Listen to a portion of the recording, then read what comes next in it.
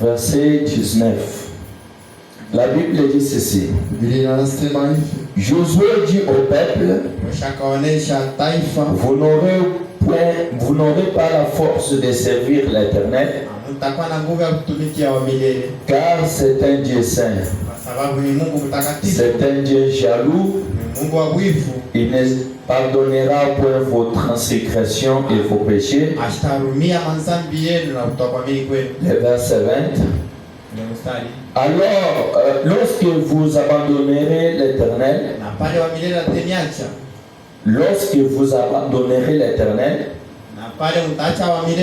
et que vous servirez des dieux étrangers,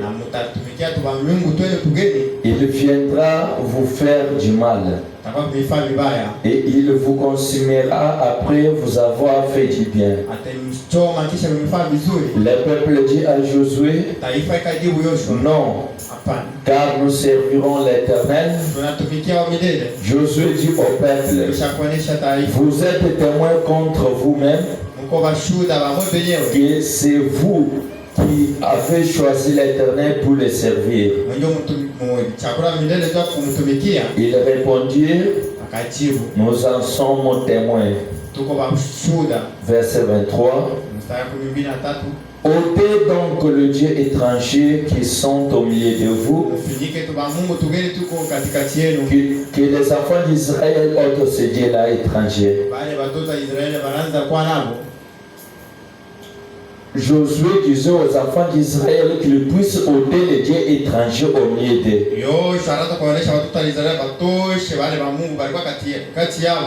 Et tournez votre cœur vers l'Éternel, le Dieu d'Israël. Et le peuple dit à Josué, nous servirons l'Éternel notre Dieu et nous obéirons à sa voix. Maintenant nous prenons dans Job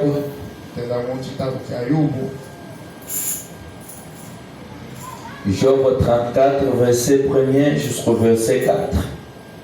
Et nous sautons pour prendre les versets 21.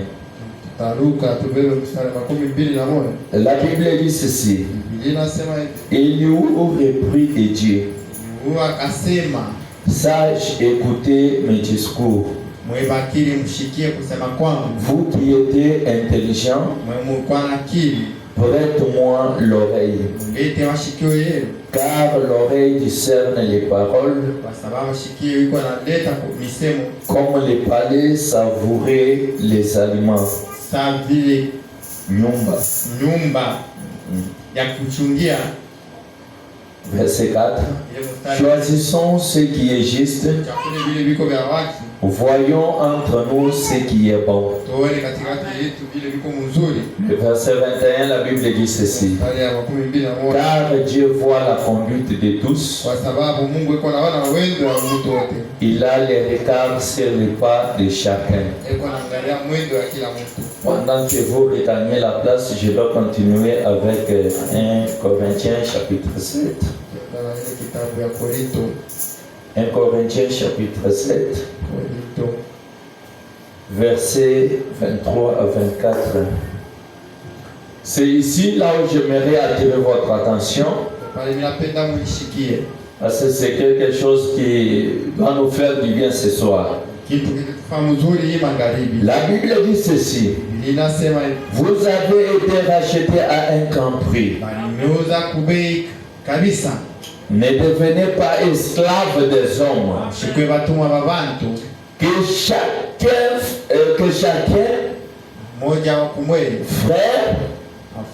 frère, demeurait devant Dieu dans l'état où il était lorsqu'il a été appelé.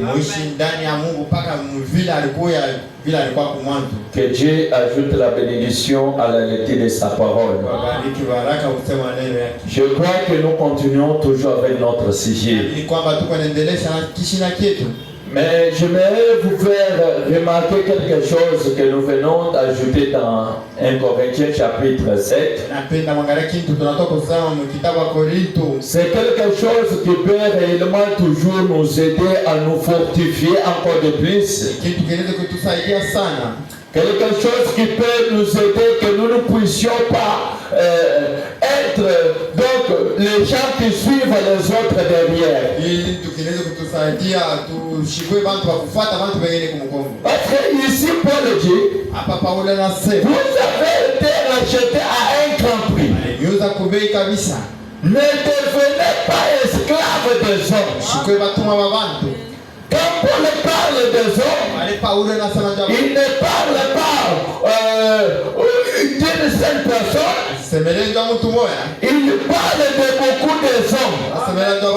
Tel que vous êtes là, ne devenez pas esclaves de quelqu'un. Parce que Christ vous a racheté à un grand prix. Et lui-même qui vous a racheté, il connaît pourquoi il vous a racheté. Si vous nous comptez pour lui, n'allez pas vous racheter. Est-ce que vous comprenez ça bien? Si on ne comptait pas pour Dieu, Dieu n'allait pas se débrouiller pour verser son sang et nous racheter. Quand il a versé son sang et nous racheter, c'est ce qui fait dire que nous comptons beaucoup pour Dieu.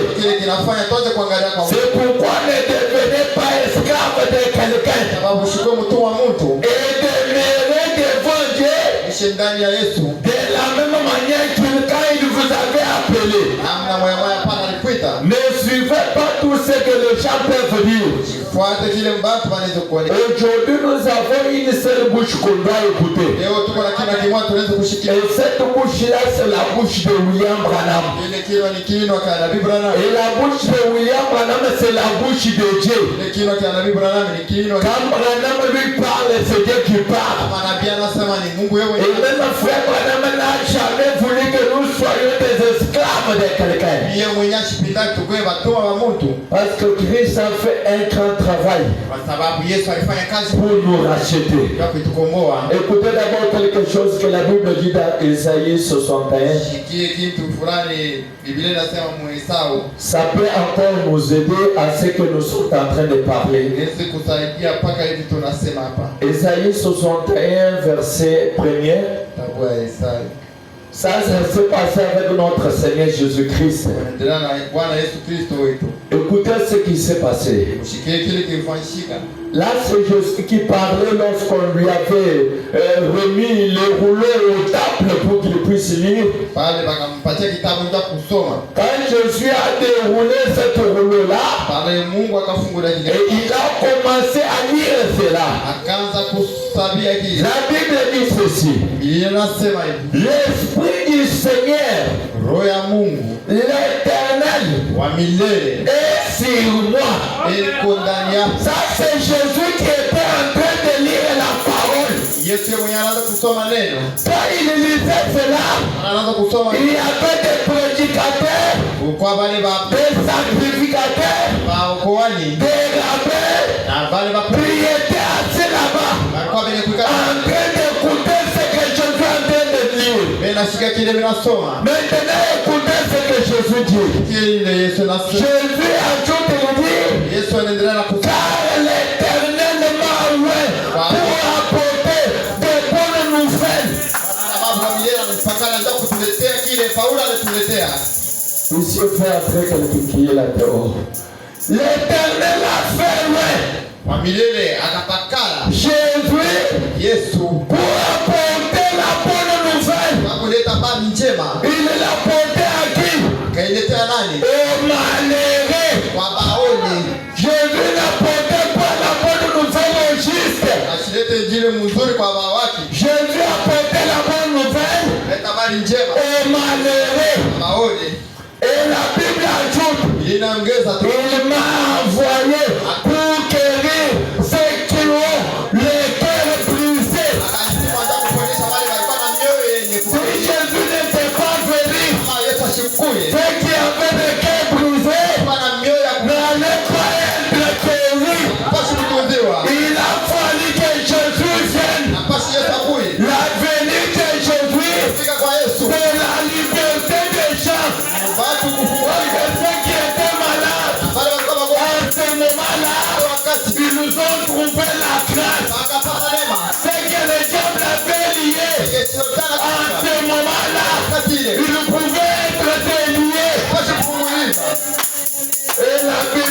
rajoute pour proclamer aux captifs la liberté. Ce qui était vraiment lié, il ne pouvait avoir la liberté.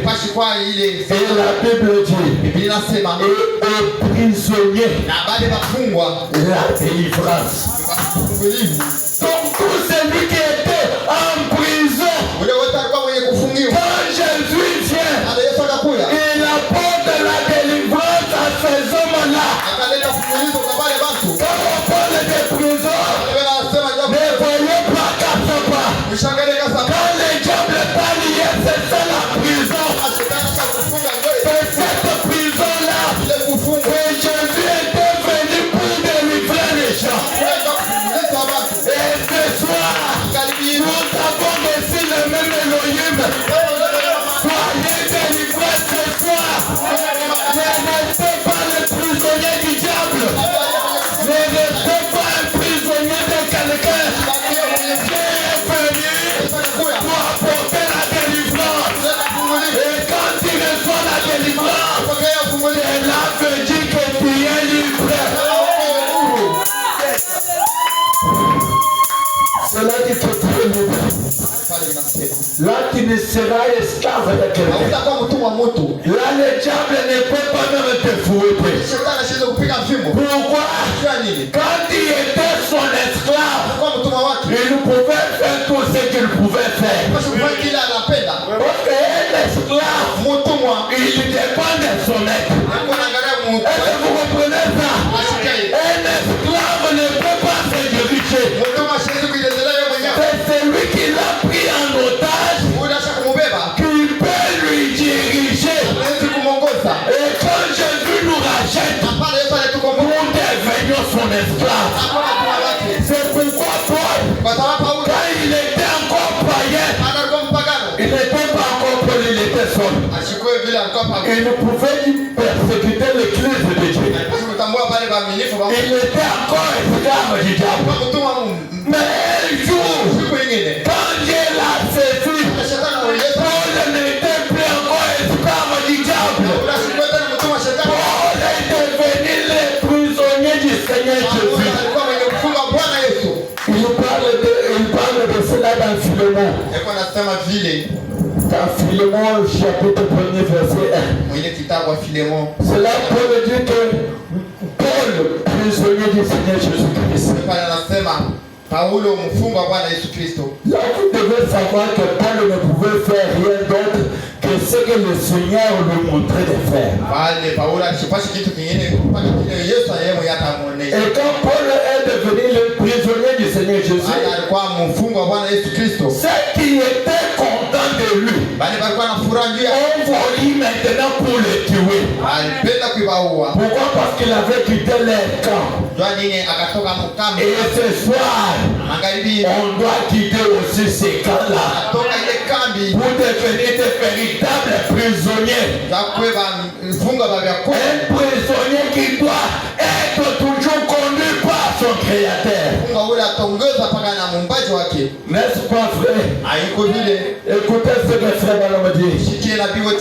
Dans un sermon intitulé Christ est le mystère de Dieu révélé. Christ, c'est un grand mystère. Et ce mystère-là a été révélé. C'est révélé pour les enfants. Écoutez ce que Frère Balaam dit. Au Père 147. Frère Balaam dit ceci. L'autre soir, si vous n'avez pas eu la batte, j'ai prêché ici un soir sur un prisonnier de Jésus-Christ. Est-ce que vous comprenez? Frère Branham qui prêche notre soir sur un prisonnier de Jésus-Christ.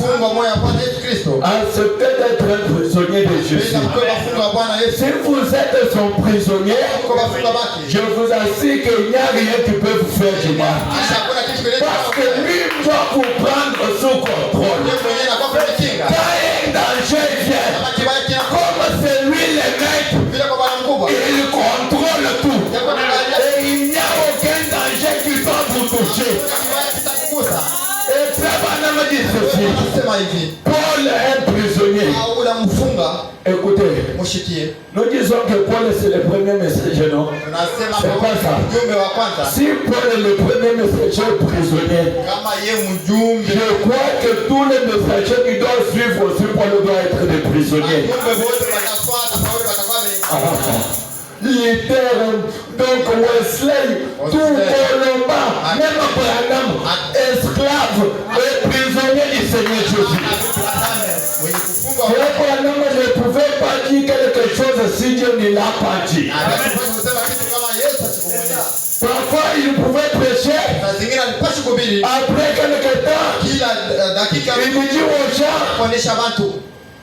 fermez des ampoules. Je vois une lumière qui est en train de sillonner dans le tabernacle. Et cette lumière-là n'était rien d'autre que le Seigneur Jésus-Christ. Et Frère ne pouvait pas discerner de lui-même. Il n'y a que Jésus qui entrait en lui et commençait à discerner les pensées des gens. Et Frère continue de ceci. Voyez, quand Dieu vous amène à être son prisonnier, est-ce que vous comprenez? Pas un pasteur qui vous amène à être son prisonnier. Pas un prophète qui vous amène à être son prisonnier. Mais Dieu vous amène à être son prisonnier. Quand il vous amène à ça, donc c'est que les gens doivent dire, ça ne nous dit absolument rien. Pourquoi? Je suis prisonnier de quelqu'un. Je compte sur lui. Et Frère Branham dit ceci. Alors, vous ne pouvez pas faire autre chose que ce que l'Esprit dit de faire. Vous ne ferez rien. Si l'Esprit dit de faire quelque chose, on doit faire cela. Pourquoi? Alléluia. Là où Jésus parle, on parle. Là où Jésus c'est que nous nous taisons. C'est ça la parole. Alléluia. Et commencez par dire aux gens, ainsi dit le Seigneur, ainsi dit le Seigneur. Oh, le Seigneur n'a pas dit. Dans le temps passé, c'était difficile pour voir quelqu'un dire ainsi dit le Seigneur. Mais aujourd'hui, comment tout ça s'est habitué? Toujours quelque chose, ainsi dit le Seigneur. Quelque chose, ainsi dit le Seigneur. Mais montre-nous ce que le Seigneur a dit. Nous ne le voyons pas. Quand le Seigneur parle, il y a la confirmation de la chose. Le Seigneur ne peut pas parler sans rien confirmer sa parole. Amen. Que le nom du Seigneur soit béni. Ce soir, soyez des prisonniers. Que votre corps là puisse discerner ce que vous êtes. Oh, mon corps, moi, ce n'est pas le corps où quelqu'un peut venir avec du n'importe quoi. Non, non. Vous savez, quand je suis en train de lire ce message, j'ai revenu encore sur notre message. Où Frère Branham a dit le discernement de l'esprit. On doit discerner chaque chose. On parle quoi que ce soit. Tu es toujours là pour avaler. Discerne les esprits. Écoutez, Frère Branham dit ceci. Alors, j'avais déjà dit ceci. Frère Branham dit Paul, avec toute sa grande intelligence, parce que quand Paul était païen, il était intelligent. Est-ce que vous comprenez ça? Quand Dieu ne lui avait pas encore touché, Paul il était intelligent. Et Branham dit il a été instruit par Gamaliel. envie de devenir un jour un grand sacrificateur ou un grand rabbin ou un grand pasteur. Ou un grand pasteur. Et vraiment, on continue de dire ceci. Il avait de hautes ambitions. De hautes ambitions. Vous comprenez les ambitions que Paul avait quand il était encore seul là. Branham dit intellectuellement, c'était un grand homme. Une grande autorité. Maintenant comprenez. Quand je lisais ceci, j'ai compris que le Dieu est bon. Paul refuse toutes les honneurs là pour être un esclave de Jésus. Mais toi tu es qui ce soir? Amen. Soyons des esclaves. Si vous êtes un esclave de Christ,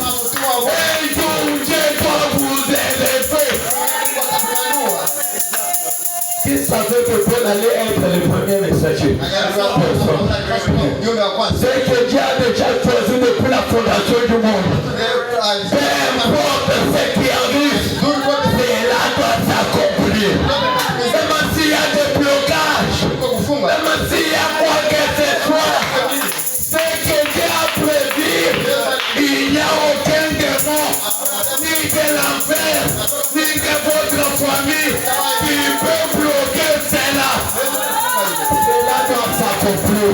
Dans la pensée de Dieu, Dieu savait que Paul allait être le premier messager. Même s'il tuait les gens, Dieu savait que Paul, il doit être le premier messager. Quand Dieu touche Paul, Paul a commencé à combattre ce que lui soutenait. Quand tu deviens chrétien, tu dois combattre les mal. Tu dois combattre les mal. Et vraiment, on continue de dire ceci. Un grand homme dans la nation. Mais, écoutez là où il y a la chose. Un grand homme dans la nation. Mais Branham a dit, mais il lui a fallu sacrifier tout. Il prend toutes ces ambitions-là, toutes ces hautes qualités-là, il sacrifie cela. Il dit, pour Jésus, je dois sacrifier tout. Je dois brûler tout le corps pour suivre le Seigneur Jésus. Que je sois son prisonnier. Et frère Branham dit, voyez, pour devenir une partie de la parole. Paul a rejeté tout. Pour devenir une partie de la parole. Maintenant, je vous pose la question. Quand vous devenez une partie de la parole, est-ce qu'il y a quelque chose qui peut vous faire du mal sans que la parole puisse connaître? C'est ça. La parole. Et frère, continue de dire ceci. Pour exprimer Jésus-Christ, pour devenir une partie de la parole, pas seulement pour être calme, commencer à exprimer. Là où Paul passait, les gens voyaient Jésus en Paul. Pourquoi? Paul lui-même a voilé Jésus. Paul lui-même est devenu la parole faite chair. Et frère, maintenant on continue de dire ceci. Toujours le même sermon. Point 141. Maintenant, je mets que vous puissiez bien comprendre ceci. Parce que ceci doit nous aider. Et Branham dit, et de voir Dieu lui-même qui s'est fait connaître et qui fait palpiter son être dans votre vie. Donc quand Dieu vient lui-même, il entre en vous pour Branham dit ceci. Car vous êtes maintenant son prisonnier. Moi je parle de maintenant, c'est maintenant. Mon corps dépend pour Dieu. C'est lui-même qui l'a créé. Et puis quand nous allons plus loin, quand Dieu avait créé l'homme à son image, il avait vu que le sol, il n'y avait pas quelqu'un qui pouvait cultiver. Lui-même le créateur là, il vient, il prend encore la terre, il commence à former maintenant les corps. C'est là où je vous ai dit, avec la Bible à l'appui, ton corps là n'est pas ton corps à toi. C'est le corps de Jésus-Christ. C'est lui le créateur de ce corps. Quand il forme le corps, il termine, il prend l'esprit qu'il avait créé et il met maintenant dans ce corps. L'homme devient un être vivant. Est-ce que vous comprenez ça? C'est pourquoi Branham dit discerner le corps du Seigneur. Et le corps du Seigneur, là, Branham a dit que c'est le corps des croyants. Frère Branham continue de dire ceci. Vous êtes son prisonnier par amour. Vous êtes son prisonnier par amour. Si ce n'était pas pour l'amour, Jésus n'allait pas mourir. Parce que la Bible dit, Dieu a tant aimé le monde, il a donné son Fils. Le Fils là, le Seigneur Jésus, il vient, il meurt à notre place. Maintenant, dis-moi, quelle personne qui peut avoir l'amour comme l'amour de Jésus? Personne ne peut l'avoir.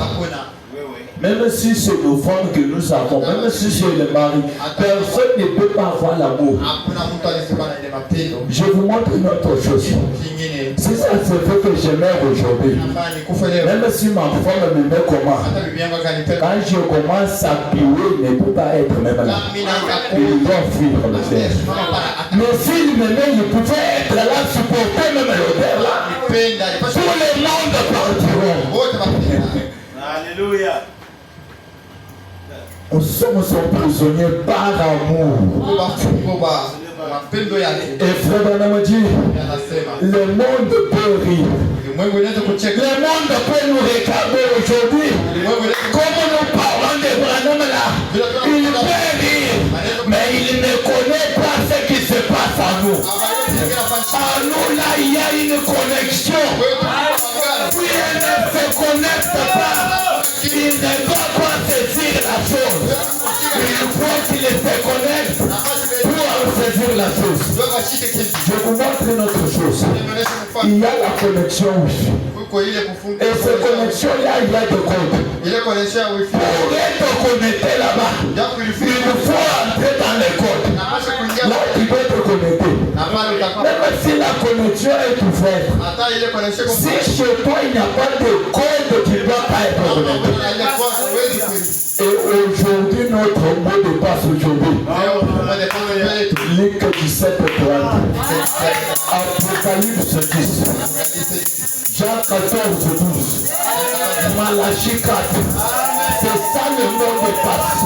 Quand on parle de cela, une poule ou un cantonat peut regarder, il parle de quoi? Quand on parle de Hébreux 13, 8, il peut me dire, oh, il parle de quoi? On parle de même Jésus là, qui est revenu aujourd'hui dans la chair de William Branham. Qu'est-ce qui nous a prouvé que Jésus est là? C'est quand on voit un homme qui tourne le doigt à l'auditoire. Il commence à discerner le parfait.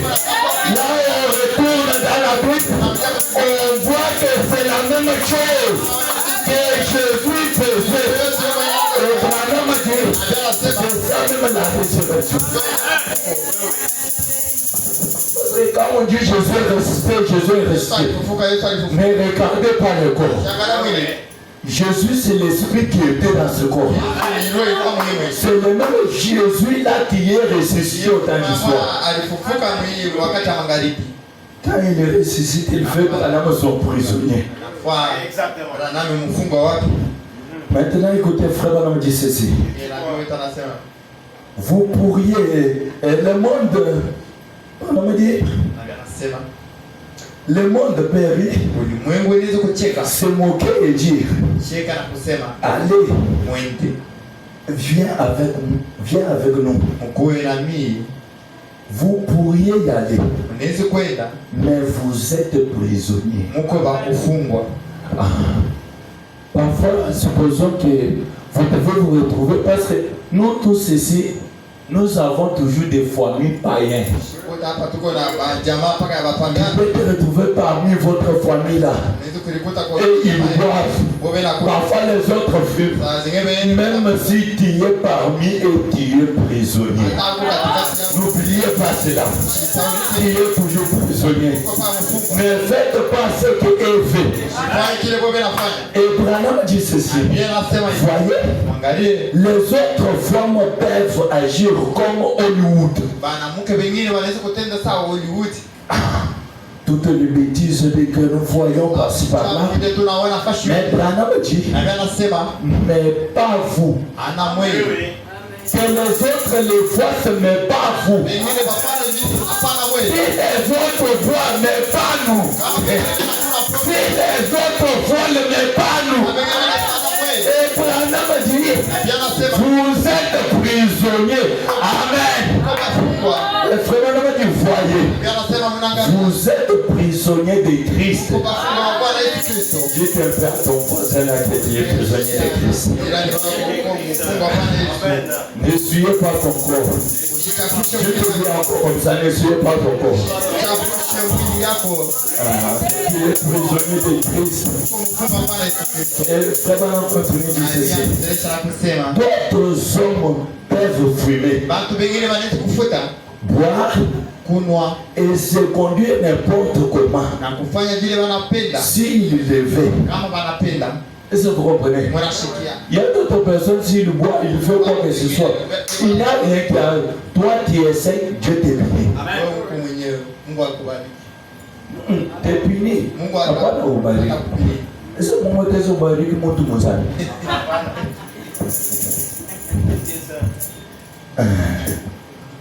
Et frère me dit ceci. Mais pas vous. Et frère me dit, il se dirige et il se dit chrétien. Ces gens-là qui boivent là, qui font n'importe quoi là, ils se disent chrétien. Et Branham dit, diacre et même prédicateur. Il y a des diacres qui boivent aujourd'hui. Il y a des diacres qui fument aujourd'hui. Il y a des pasteurs qui boivent. Je vous dis une autre chose. Pour voir un véritable chrétien, que Dieu lui donne d'abord des moyens. On doit voir les véritables chrétiens. Peut-être, nous disons, on m'a dit ça, nous ne pouvons pas donner.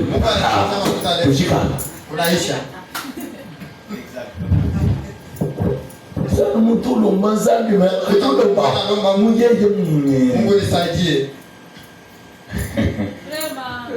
que Dieu nous aide. Sans son aide, on n'arrivera à rien. Dis-moi un diacre qui boit, un prédicateur qui boit, toute l'église sera comment? Parce que frère Branham me dit, la tête c'est les pasteurs. Si la tête est pourrie, est-ce que les membres seront en vie? On se dise quand même la vérité. Amen. Ça c'est la tête qui dirige les membres. Si la tête est pourrie, même les membres ne fonctionneront pas. C'est pourquoi je vous ai dit, un pasteur sans le Saint-Esprit ne vous conduira pas à voir le Saint-Esprit. Lui-même il n'a pas le Saint-Esprit. Il ne connaît pas qui est le Saint-Esprit. Il doit te conduire où? Exact, même baptême. Attends, on conduit pas au tobacco.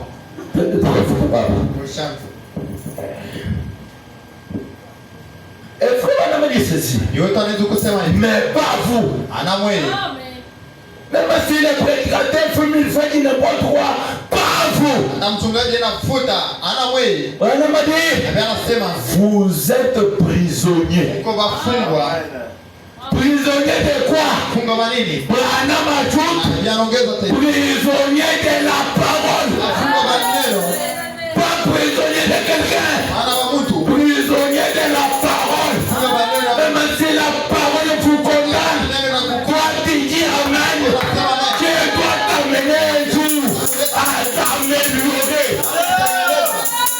Ça dit quelque part, quand il prêche là, la parole réprimande tout. Même lui frère, il dit quand la parole me réprimande, je m'humilie.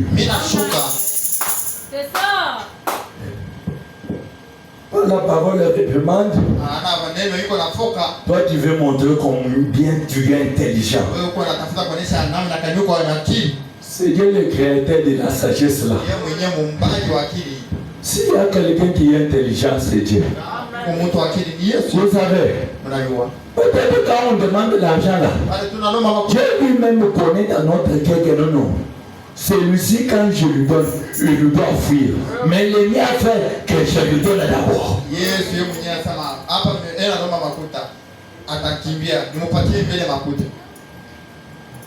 Njo bule bundumbo bulu kuna katali kuna sema ke mio ne fa bundumbo pata tu makuta uto akwenda hata kwa sumbalesi njo tutakuyo kwa mimi pe unatoka banaenda Dubai anarudi oh chérie pardonne-moi je suis tombé monsieur kama na tombé wapi kama ni kumuchi kama ni wapi monsieur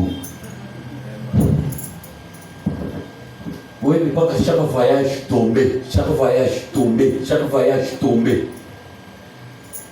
Tout ça c'est quoi? Les gens n'ont pas eu la dose. Et comment on me dit? Oui messieurs. Oui messieurs. Maintenant écoutez quelque chose que la Bible dit. Dans 2 Corinthiens chapitre 2. Verset 14 jusqu'au verset 16. Ceci peut aider encore quelqu'un ce soir. Parce que le corps du Seigneur ne peut pas mal plier. La Bible dit ceci. Au verset 14. Grâce soit rendue à Dieu. Amen. Maintenant ce soir que la grâce soit rendue à Dieu. Pourquoi? Qui nous fait toujours triompher en Christ. Amen. Nous on ne triomphe pas dans le monde. Nous on doit triompher en Christ. Et qui est Christ? La parole révélée de votre temps. C'est dans cette parole-là nous triomphons. Et la Bible dit, et qui répand par nous en tout lieu l'odeur de sa connaissance. Dieu lui-même il prend son odeur. Il répand sur nous. Quand il répand cette odeur, là où toi tu passes, tu communiqueras toujours l'odeur de sa connaissance. Il n'y aura pas une autre odeur chez toi. Il n'y aura pas l'odeur de Bumbako. L'odeur de Wish.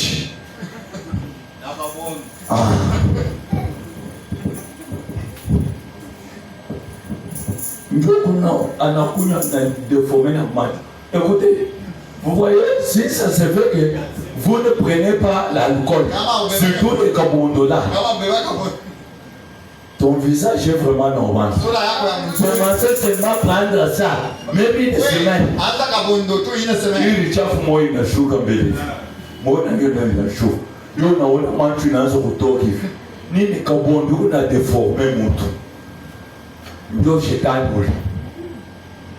Et cette odeur-là, en train de répandre cela. Mais nous répandons l'odeur du Seigneur Jésus-Christ. Parce que c'est ce qu'il a renversé sur nous. Et on doit répandre cela. Et la Bible qui se souhaite fait nous sommes En effet, pour Dieu, la bonne odeur de Christ, pas une mauvaise odeur, la bonne odeur de Christ. Est-ce que je peux entendre amen? Amen. Ce soir, soyez une bonne odeur pour Christ. La Bible dit ceci. Parmi ceux qui sont sauvés et parmi ceux qui périssent, nous sommes une bonne odeur parmi les chrétiens et parmi les païens. Parce que c'est les païens qui périssent. Les païens ne périssent pas. Quand tu es parmi les païens là, sois une bonne odeur. Que nous puissions connaître Christ à toi. Que nous puissions voir que nous, c'est comme ici. Ce n'est pas comme nos corps. Ce corps ici ne nous ressemble pas. Ça ressemble à quelqu'un d'autre.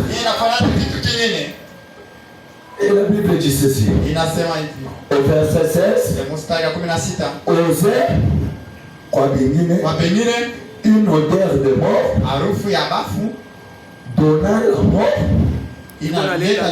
Vous comprenez, non? Une odeur de pas ya lufu.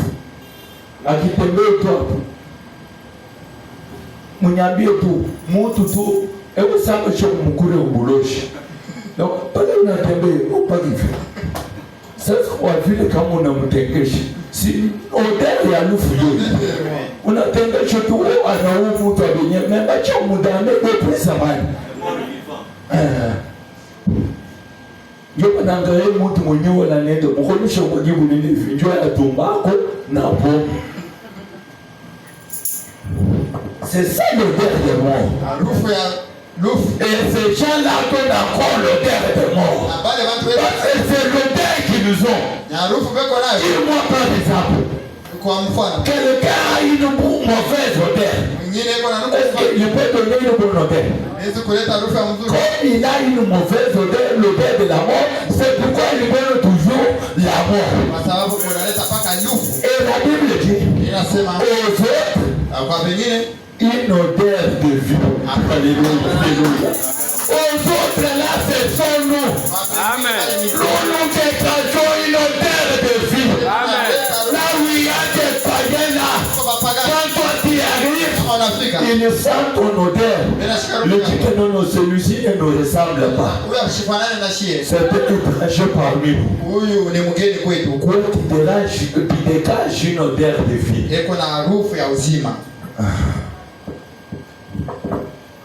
Et frère Manamadi, donnant la vie. Vous comprenez que c'est seulement celui qui a la vie qui donne la vie. Amen. Celui qui a la mort, il lui donne la mort. Maintenant, dis-moi, le diable n'a pas la vie. Comment il vous donnera la vie? Écoutez, je ne quitterai pas ces messages. Même si tout le monde dit que Branham est un faux prophète, il fait enlever cette colonne de feu. Là, je dois quitter le message. Parce que cette colonne de feu est descendue pour confirmer la chose. Si tout le monde abandonne, qu'ils abandonnent, moi, Michel Théâtre. Yo quoi, yo bongo. Pour laisser, c'est impossible. S'il veut que nous on laisse, il veut enlever la colonne de feu, là on va laisser.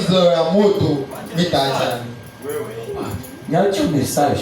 Le vous dit tout le monde. Tant qu'on est fort, qu'on y a un peu Papa.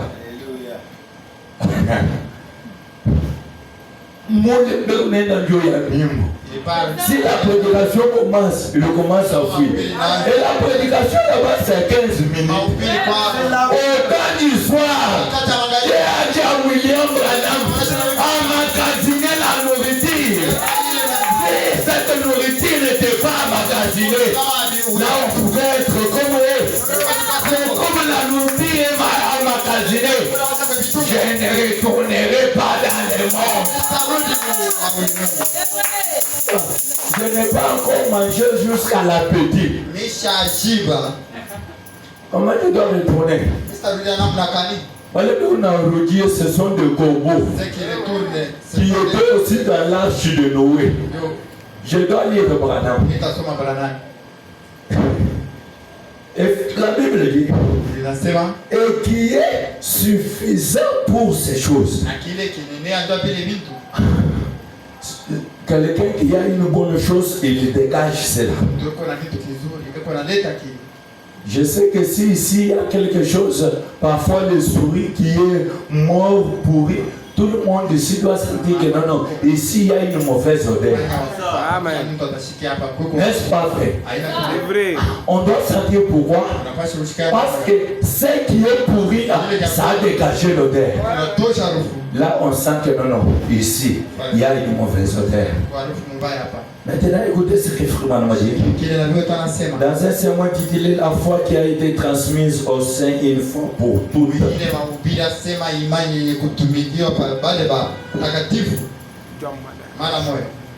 C'est prêché le 29 novembre 1953 au point 68. Est-ce que vous êtes là? Écoutez ce que Frère Branham est en train de relater. William Branham dit ceci. Les corbeaux dit, moi aussi. Donc, il se dit aussi que c'est un oiseau.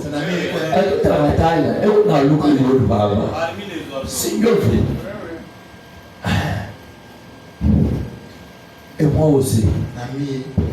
Peut-être mon échelle a oui, on a magnoné à noir et à blanc. Même moi, je vois aussi. Maintenant, vous allez écouter la différence. Ils étaient tous les deux des oiseaux. Quand Noé disait, venez entrer dans l'arche là, même le corbeau est venu. Peut-être Noé voulait chasser Dieu, dit, ah, laisse-le, il doit quitter de soi-même. Et frère m'a dit, maintenant écoutez comment il est en train de qualifier ces oiseaux-là. Il dit, mais l'un était de Dieu. Ça c'est la colombe qui était de Dieu. Mais le corbeau était de Dieu. On m'a dit, et le corbeau était du diable. Ah,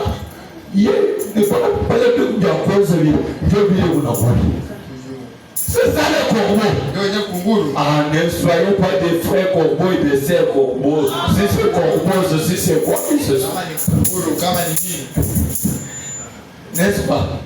Ah, nous sommes la colombe. Le corbeau c'est le diable. Lui fait des faits. Il quittera. Jésus est venu de l'enfer, il est retourné où? En enfer. Mais il travaillait avec Jésus, un corbeau. Et frère, on a dit ceci. On a lâché ça c'est le corbeau là. Qu'on a lâché d'abord le premier. Allez voir si l'eau est déjà terminée sur la surface de la terre. Peut-être le corbeau pouvait dire à Noé, la colombe ne sait rien. Moi, je suis ingénieur dans ces choses. Je dois voler. Même toi-même, tu dois vraiment t'étonner. Laisse-moi seulement, je pars. Noé dit, en bon, tu dois faire ça. Il dit, ne t'étonne pas, papa. Dans quelques minutes, je retourne dans l'arche. Vous savez, Branham dit, l'arche, c'est des types de Christ. Ce qui est faux ne restera pas en Christ. Ça sortira de soi-même. L'arche de Noé était le type de Christ. Comme le corbeau qui était le diable était entré dans l'arche.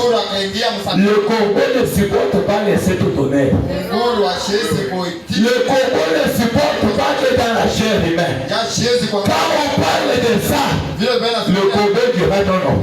Ça, il exagère. Et frère, on me dit ceci. Et voici comment on a pu les distinguer. Parce que quand ils étaient tous là-bas, Noé pouvait regarder et dire bon, tous ces autres oiseaux, ils nous ont des bêtes, ils nous ont des pluies, ils les traitent de la même manière, mais pour les distinguer, laissez-les d'abord partir. On doit voir qui est vrai et qui est faux. Ce n'est pas ça. Pour distinguer un vrai chrétien, bébé tout chupa ya mbono, utenge chupa kumpu yake. Kama utaona kama ni mwaminifu wa kweli, ndio utamwona kuna future mati ikikuna maji.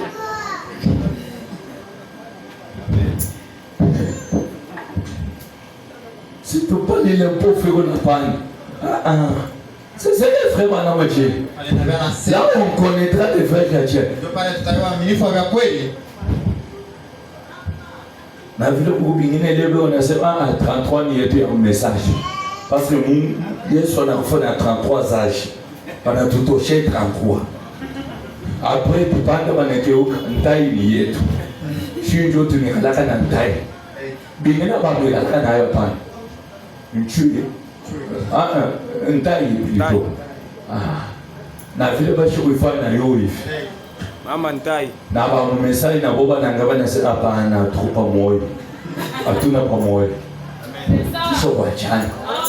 Yabu ntai ni kwa paka yao. Yetu na yo tucha kuyubiliku. On doit distinguer les gens par leur comportement, ce qu'ils doivent dégager. Nous avons tout les frères, parce que à chaque fois, ma côté. Parce que toi, un jour, tu tout guélo.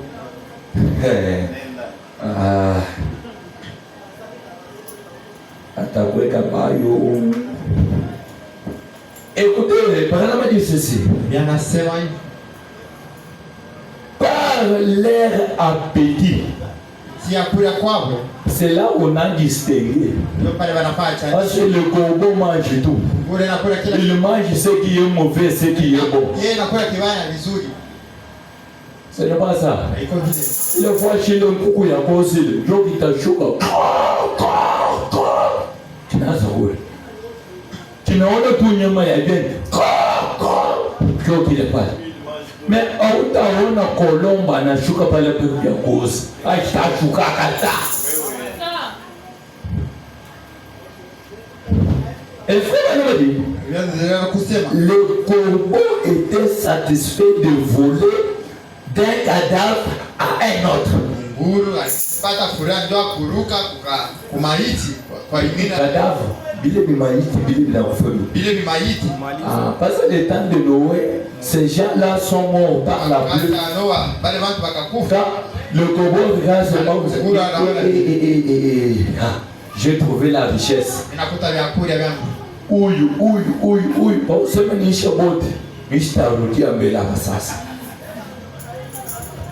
C'est ça, non? Parce qu'il a trouvé, ils étaient beaucoup, les cadavres étaient beaucoup. Il ne saute pas celui-ci, il mange. Il mange d'abord le boisson. Il part là-bas le jet d'argent. Il part là-bas l'adultère. Il part là-bas les vols. C'est ça les cadavres que le corbeau mange. Mais nous connaissons Noé que nous avons maïs à Bouchabani. Pour continuer bien. Noé n'a rien à chunga. Makaila mbala ubaso.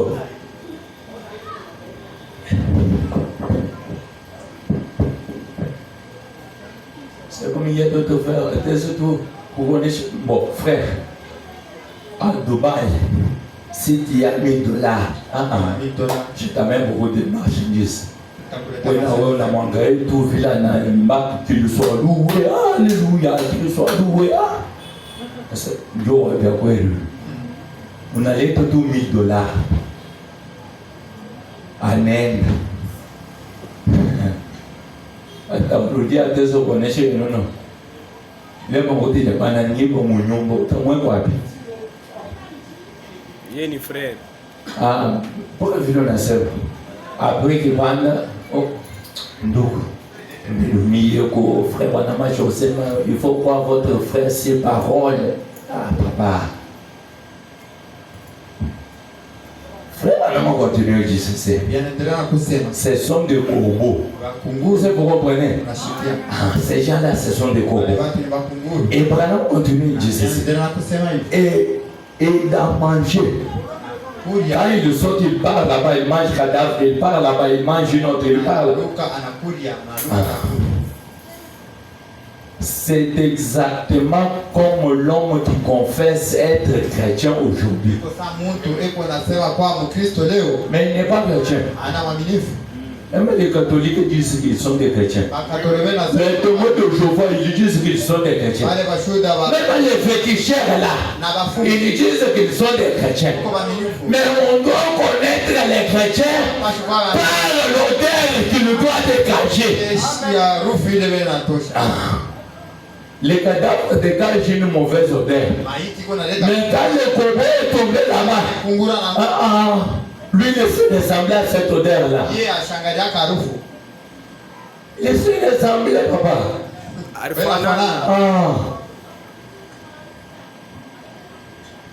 Pourquoi il mangeait des cadavres?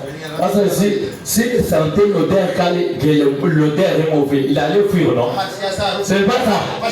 Mais pourquoi il mangeait? Il se ressemblait à cette odeur-là. Et bien, et qui continuent à fumer. Ceux qui se disent chrétiens aujourd'hui, ils continuent à fumer, à boire et à courir ça et là et autrefois. Branham dit ceci. Est-ce que vous êtes là? Écoutez maintenant ce que vous me dites. Il dit, peu importe à quel point vous êtes membre de l'église, vous êtes malgré tout un pécheur aux yeux de Dieu.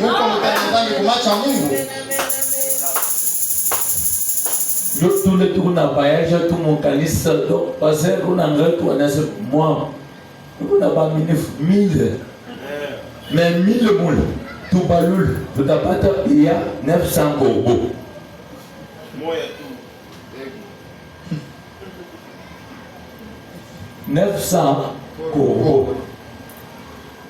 Ça, c'est ma corbeau na yo. Quand il y a tout, où il y a un rio. Il y a un rio. Il y a un passer à la Chine de Salam. Corbeau, ces deux cas, c'est toujours compliqué. Même s'il part à l'église aux yeux de Dieu, peut-être le pasteur peut lui voir que non, c'est un croyant, c'est la colombe. Mais quand Dieu regarde, on a ce que le pasteur, on a dit l'anda. Ne pas dire tout manchoué en bout de on a tout bien. Parce qu'on a manchoué en bout. Et Branham continue dit ceci. Quand on a donc lâché cette colombe, elle ne pouvait pas supporter cette odeur. On peut dire amen. Quand on a lâché la colombe, Noé a attendu, le corbeau ne retourne pas. Maintenant, toi, monsieur Colombe, allez. Quand il part, il sent seulement l'odeur de l'alcool, de l'adultère, d'un vol et tout ce que vous connaissez là. La colombe ne supportait pas cette odeur-là. Directement, la colombe est retournée dans l'arche. La colombe ne supporte pas le monde. La colombe a retourné dans la parole. Et frère me dit, elle a dit rentrer. Pourquoi? C'est la nature de cette colombe. La raison pour laquelle elle ne pouvait pas manger ces choses, c'est parce qu'elle n'a pas de bile. Bile. Donc, dites-moi seulement bile là. C'est quelque chose qui est en lui qui digère les aliments qui entrent. Et frère Branham dit, elle ne peut pas digérer ces choses-là. Les choses du monde de la colombe ne digèrent pas. Mais dis-moi, toi qui es quelle colombe digère même les cartes d'argent. Donc, dans mon groupe arrive, Bilod, on a omis na kichwa, on ne peut les couilles, à Tchouf, ne peut les couilles, boulot j'ai la boule.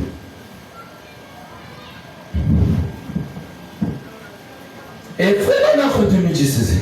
Et elle a né de même d'un chrétien qui est né de nouveau. La même manière que la colombe ne peut pas digérer ce qui entre en lui. Il a né de même d'un chrétien né de nouveau. Je saute pour gagner du temps. Écoutez ce que Frère Branham dit. Dans un sermon intitulé Pourquoi le Saint-Esprit a-t-il été donné? Frère Branham est en train de relater notre histoire. Il était allé dans une autre carte. Il a trouvé que dans ces cartes-là, il y avait une odeur qui s'est dégagée là-bas. Maintenant, quand Branham était en train de penser à cela, Dieu lui a montré que c'est la même chose qui se passe avec le monde d'aujourd'hui. Écoutez ce que Frère Branham dit. Au point 126. Frère Branham dit ceci, je suis en train de te rire.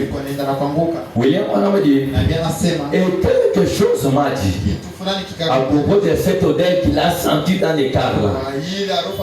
Et quelque chose m'a dit, voilà quelle est l'odeur du monde. Le monde a une mauvaise odeur. Est-ce que vous comprenez? Et Branham continue pour Dieu. Le monde a une mauvaise odeur pour Dieu. C'est une abomination.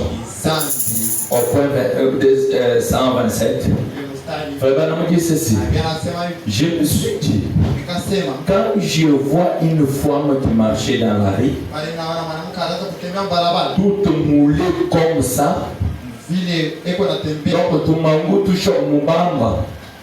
Et Frère Branham dit, et tu portes des vêtements donc, voilà de quoi ça a l'air pour Dieu.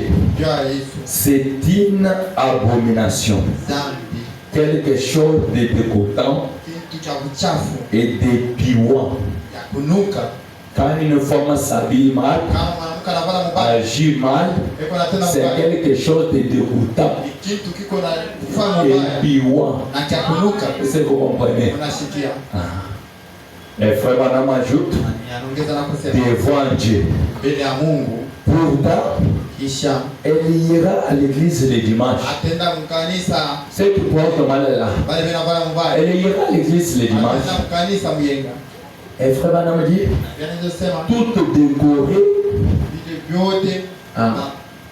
Décoré. Sinon, les villes, s'il y a les fêtes de mariage, ici, on a trouvé, si c'est 5, ma boule de tête. Tout machiki, ou tout 5, ou tout 5, en avant qu'on met ça par bout, après moi. Kengine kanengana ndani. Ni boulot jini.